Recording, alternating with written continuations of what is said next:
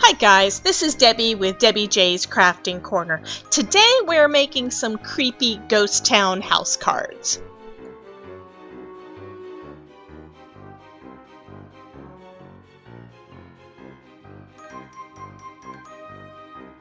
I'm starting off with all those extra panels that I created in a previous video. If you haven't seen that video yet, you can check that one out here. Then I pulled out some extra die cuts from the Sizzix Ghost Town Thinlit die set that came out last year.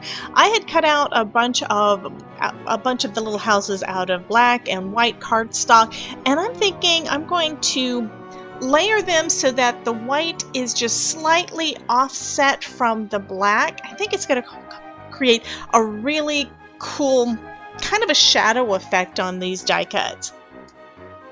To adhere the little houses together, I'm using multimedia matte adhesive from Ranger, and I'm using my reverse tweezers so that I can hold them and make sure that I get them in place just the way I want. So now I'm just going to put the black house and the white house together and just slide it around just slightly to get that little offset. Almost looks like there is light coming from out of those windows. I think that looks kind of cool. I'm actually going to be making two cards at once, so while one has the glue drying, I'll work on the other one.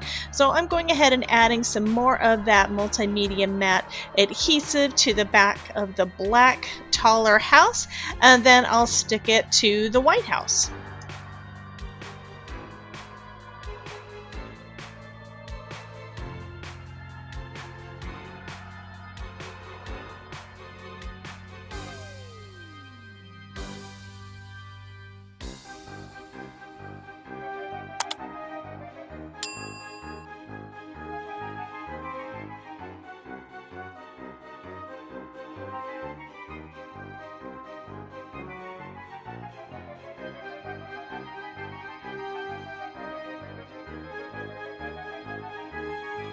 Next, I'm going to adhere those little houses into the center of my basically smushed backgrounds. I'm still using that same adhesive, and I'm going to just kind of position them mostly in the center, but a little off center. I've got an idea as to what I want to do with the other side. That's going to be a little creepy as well. So I'm going to go ahead and adhere that first house down, and then I will do the same for the second. I'm actually going to put this card panel down underneath some acrylic blocks so that it'll help with the drying and keep it flat.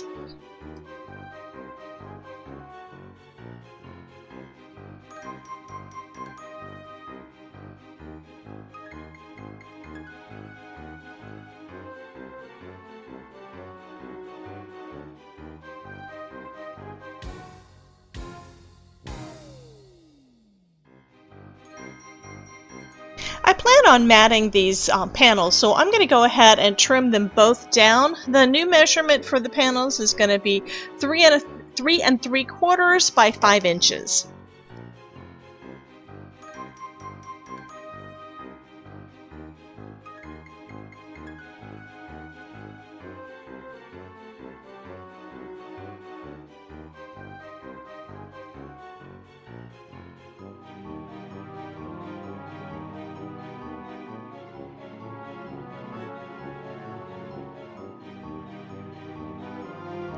Now I'm taking a bunch of patterned paper out. Now I had cut out of lots of different paper packs over the last couple of years. I'd cut out A2 size panels because I was trying to use up the scraps. So I was trying to put them in a way that I could use them. So what I'm doing here is I'm just picking out a couple of them to use behind these panels that I'm already started on to use as a matting layer. Since I want the mats to be smaller than the card base that I'm going to be adding them to, I'm going to go ahead and cut those panels down to 4 by 5¼ inches.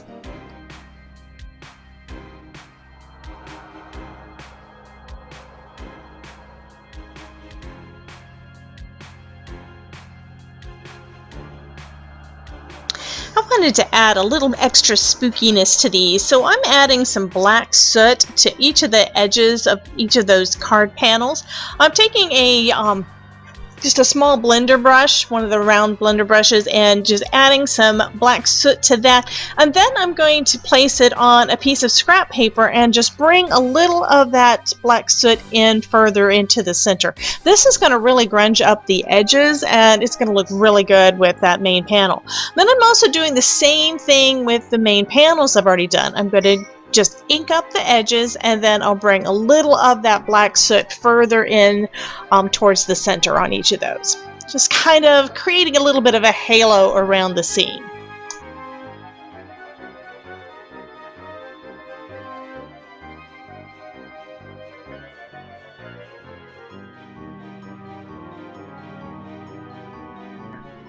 As usual, I'm going to go ahead and make a couple of card bases. This is some 110 pound 300 GSM cardstock from Michaels that I'm scoring at 4 1/4.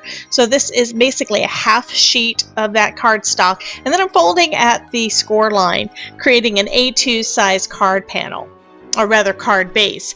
That way I can adhere my little panels, the card panels, down onto that. And I'm going to use that Arteza foam tape that I've been using a lot lately.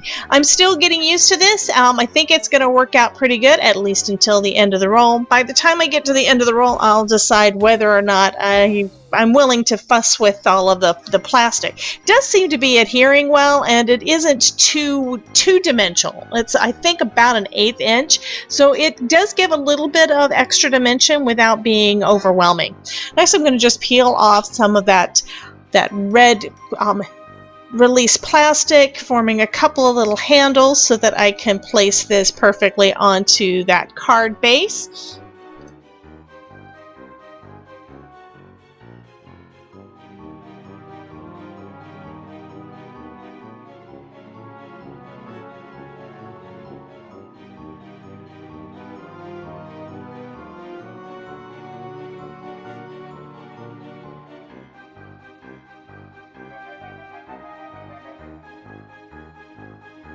Now that I've got both of the panels onto the card bases, I'm going to add some little bats over on that right hand side.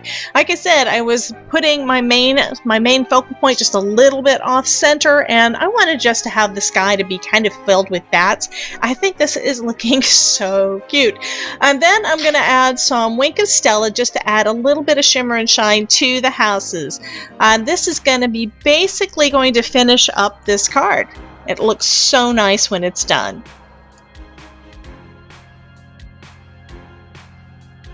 Since I had so many of those ink smushed backgrounds and little houses, I made several of these cards. So now I've got a complete set. And that's going to finish up this project for today. I hope that you are inspired to get going on your Halloween crafting, and I would love to see what you create. So come join my Facebook group, Crafting with Debbie, and show us your creations. I've left a link in the description box down below. Oh, and if you make anything using ideas from one of my Halloween videos, please post a picture and tag me at hashtag Debbie J's Crafting Corner and at hashtag DJCC Halloween 2020. You can also see all of my Halloween videos for 2020 by clicking on the hashtag DJCC Halloween 2020 down in the video title. Here are some other videos that you may be interested in. Thank you so much for dropping by, and remember, if I can make it, you can too.